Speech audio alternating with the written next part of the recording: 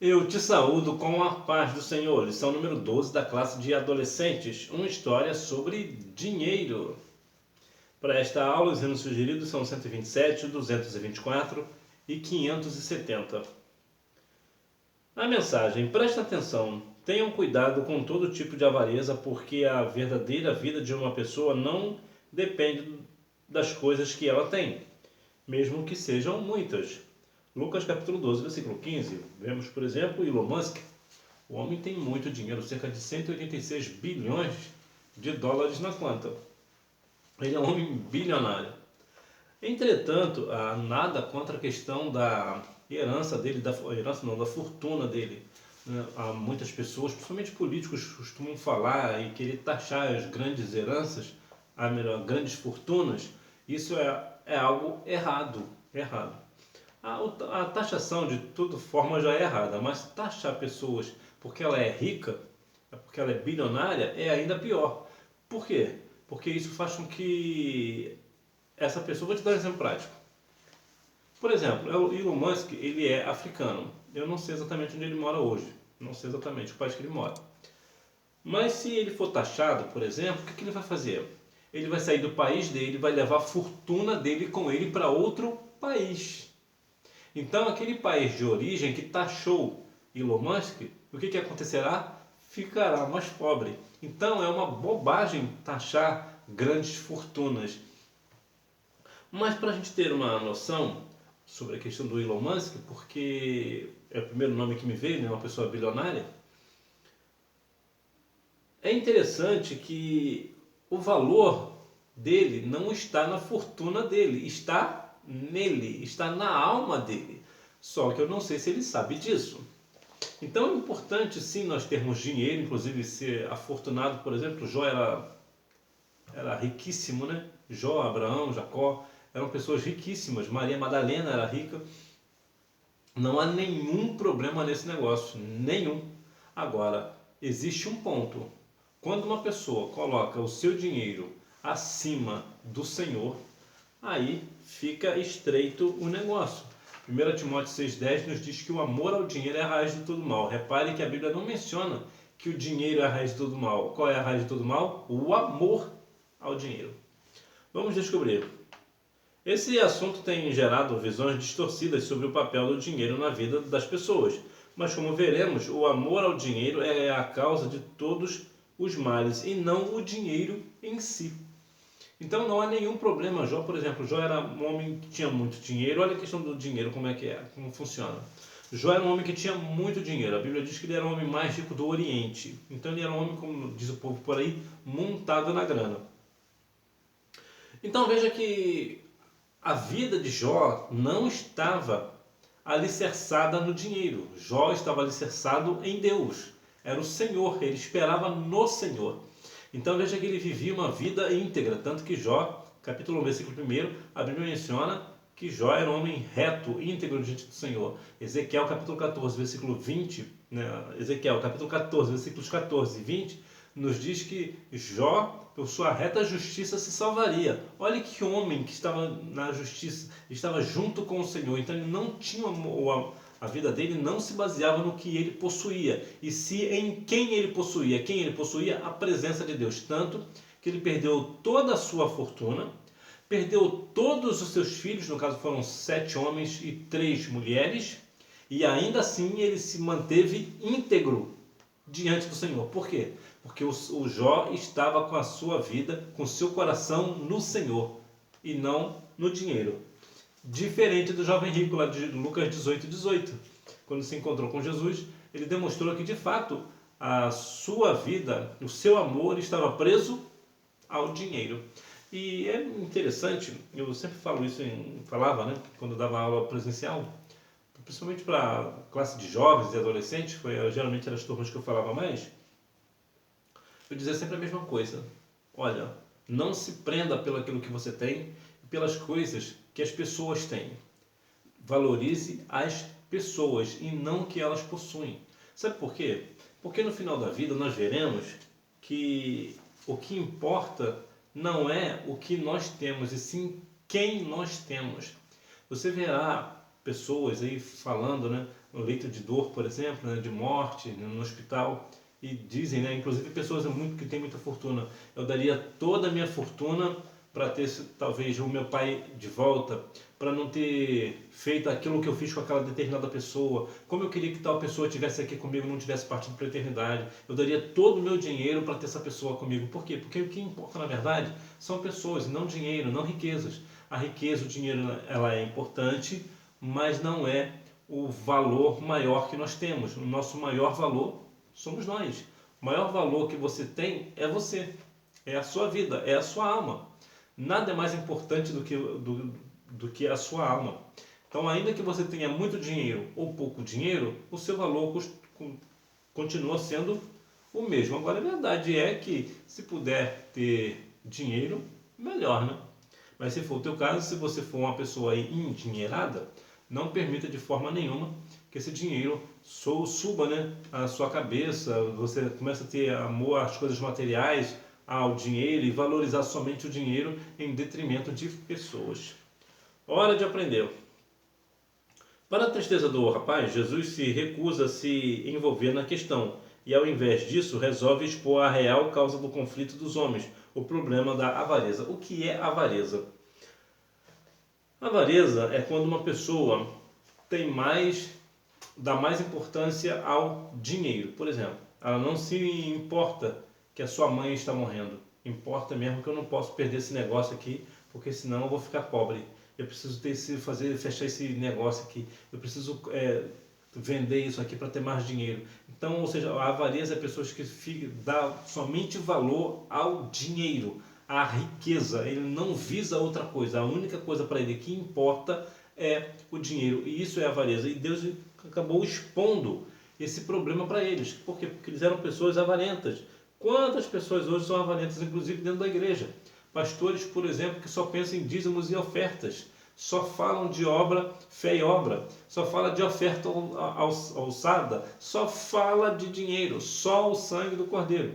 Por quê? Porque são pessoas avarentas, são pastores avarentos. Na verdade, não são pastores avarentos. São pessoas avarentas disfarçadas de pastores, né? Isso que é verdade mesmo, porque pastor mesmo, um homem de Deus mesmo não se prende a essas coisas. Ele sabe que a questão principal da igreja, nesse sentido, não é o dinheiro, é o rebanho da casa do Senhor. São as ovelhas da casa do papai.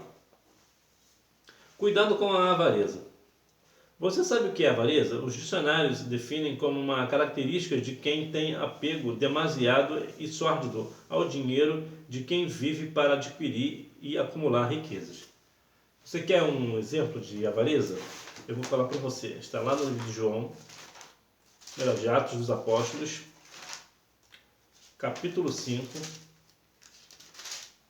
que fala sobre a mentira de Ananias e Safira. Isso aqui é um bom exemplo de pessoas que eram avarentas. Eu vou te dar um norte do que é Atos 5. Vou te dar um resumo. As pessoas vendiam as suas propriedades e com o dinheiro dessa propriedade entregava aos apóstolos, e os apóstolos pegavam esse montante, né, esse valor, e distribuía para os necessitados.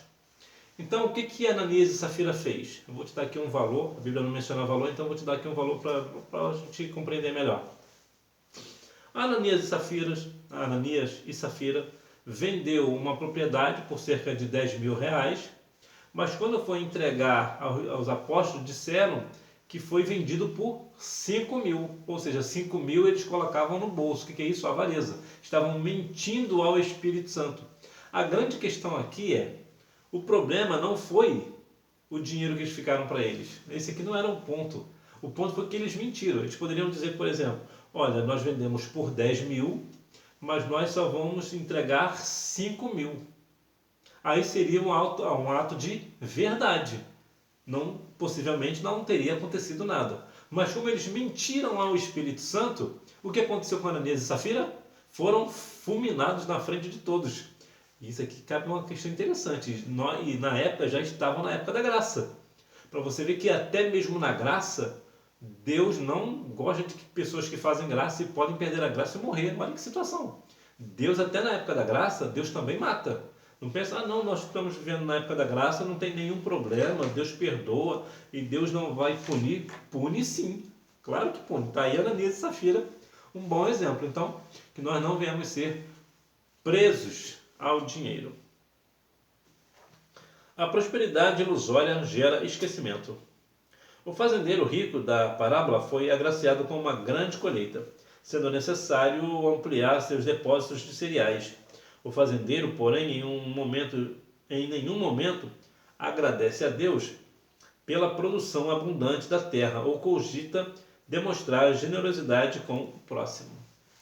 Este homem, ele tinha uma fazenda e teve ali uma excelente colheita.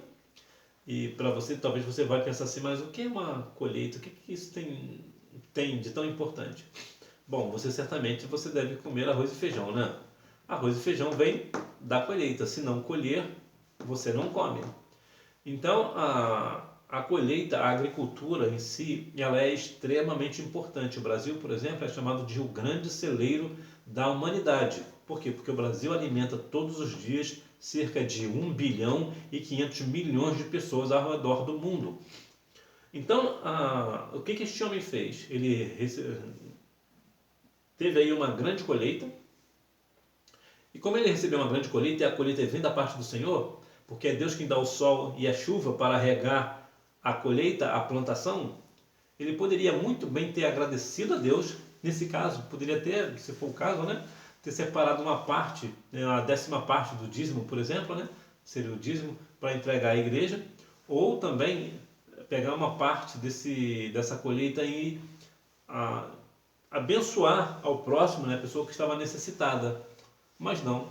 O que foi que ele fez? Ele esqueceu do Senhor, esqueceu do próximo. Então veja que quantas vezes as pessoas, quando têm uma situação financeira, uma colheita, né, um pouco melhor do que a dos demais, as demais pessoas, se esquecem das pessoas.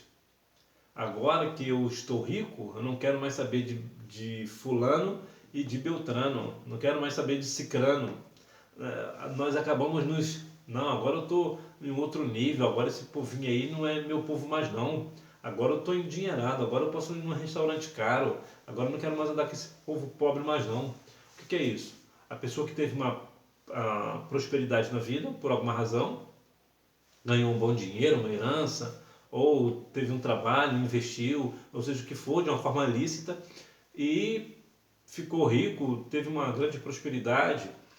Mas agora, em vez de ele repartir com seus amigos, com o próximo, se lembrar do Senhor que abriu as portas para ele, né, e entregar o dízimo à casa de Deus, não, agora ele se esqueceu do Senhor e se esqueceu do próximo. Isso não, de maneira nenhuma, deve acontecer com o cristão. Ele se esqueceu de Deus. Deus não fazia parte da equação do sucesso desse fazendeiro tolo. Ele estava convencido de que era possível ser bem-sucedido sem o Altíssimo. Quem é que consegue ser bem-sucedido sem o Senhor? O Senhor é Ele quem abre e fecha as portas.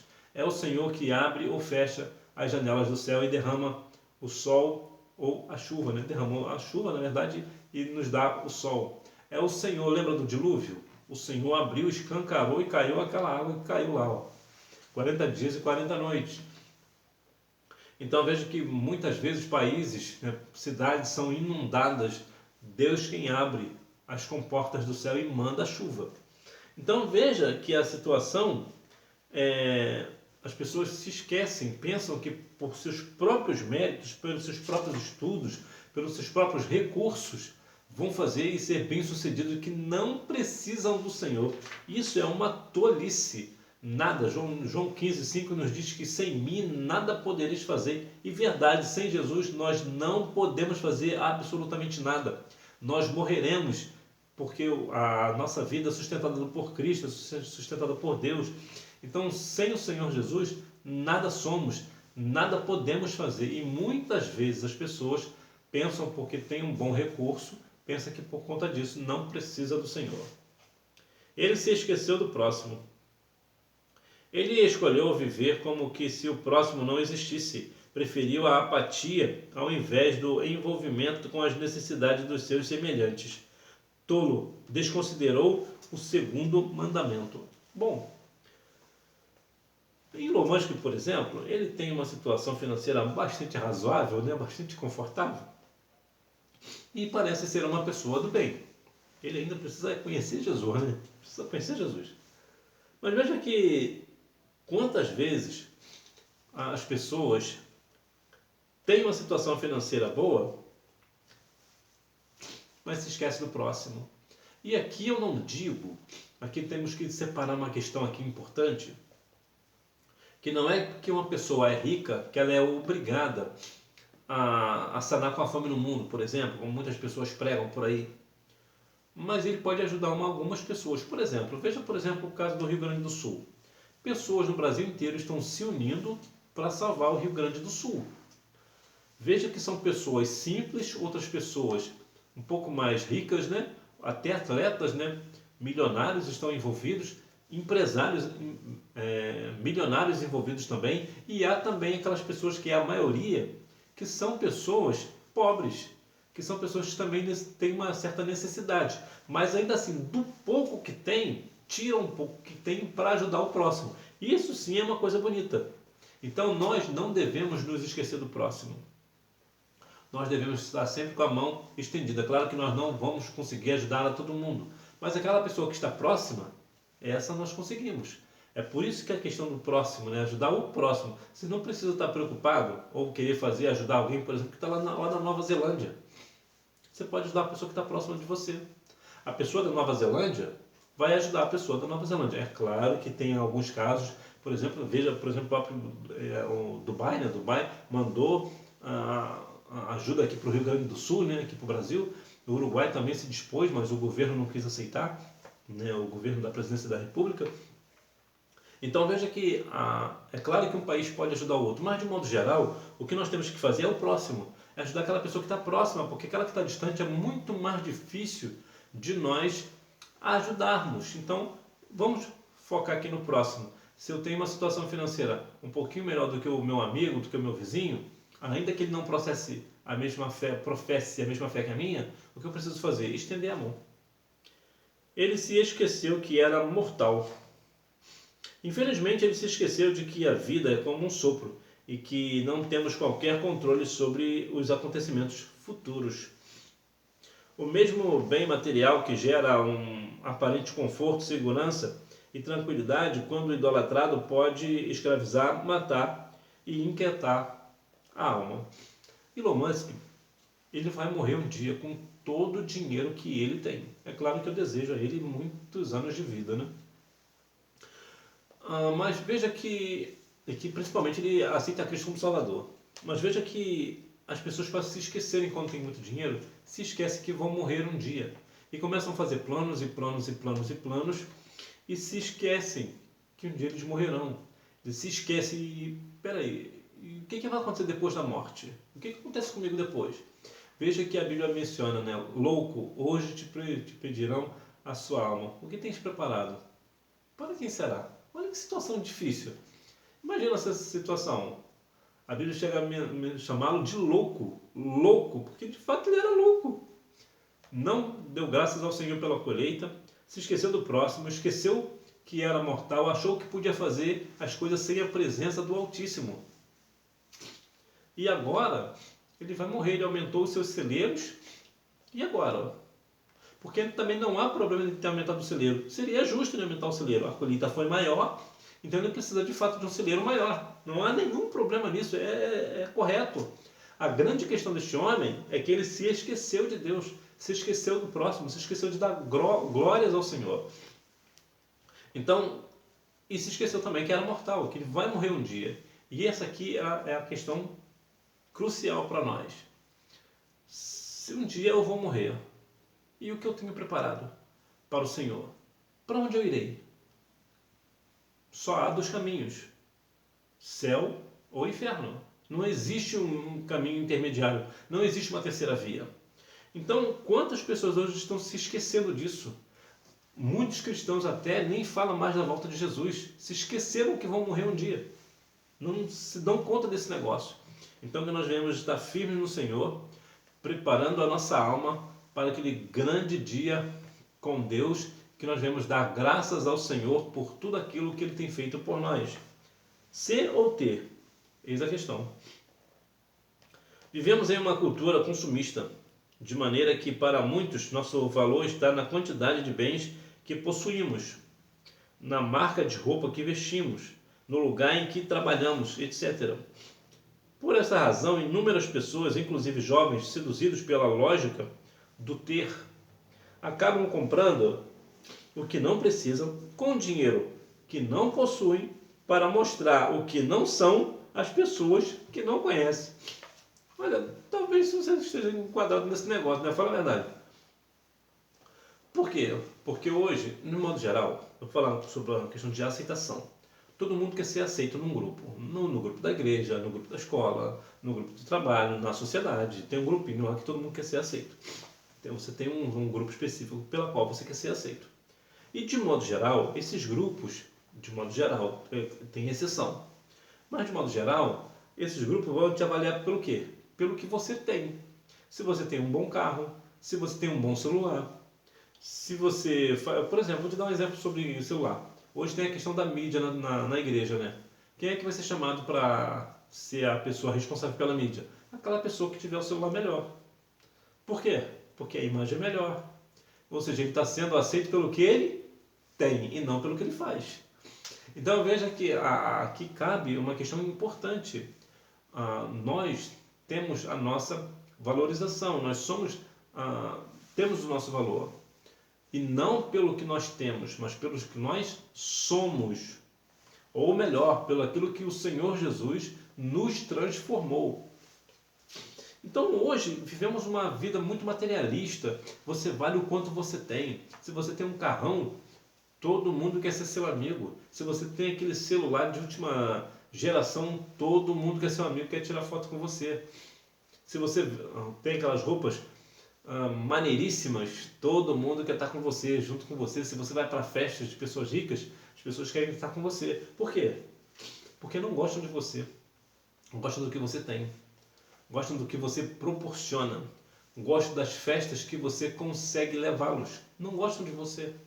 Então é uma realidade dura, difícil, mas de maneira nenhuma seja aceito pelo que você tem. Seja aceito pelo que você é. Conclusão. A prosperidade sem Deus tem seus perigos. A riqueza é capaz de sufocar a palavra de Deus semeada no coração, de criar armadilhas e tentações desnecessárias e se oferecer uma falsa sensação de segurança. Assim, devemos procurar incessantemente ajuntar riquezas no céu, onde as traças e a ferrugem não podem destruí-las e os ladrões não podem arrombar e roubá-las. Então, qual é o grande resumo aqui? A prosperidade sem o Senhor vai levar pessoas para o buraco. As pessoas vão se perder sem Deus. Por quê?